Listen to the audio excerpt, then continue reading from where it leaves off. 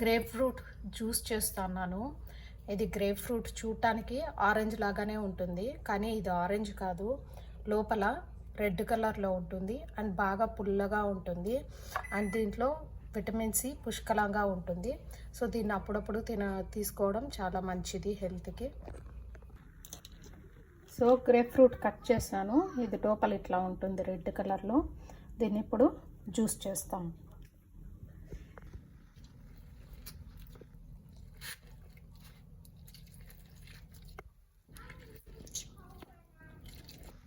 Sugar వేసుకుందాం, ఒక 2 spoons.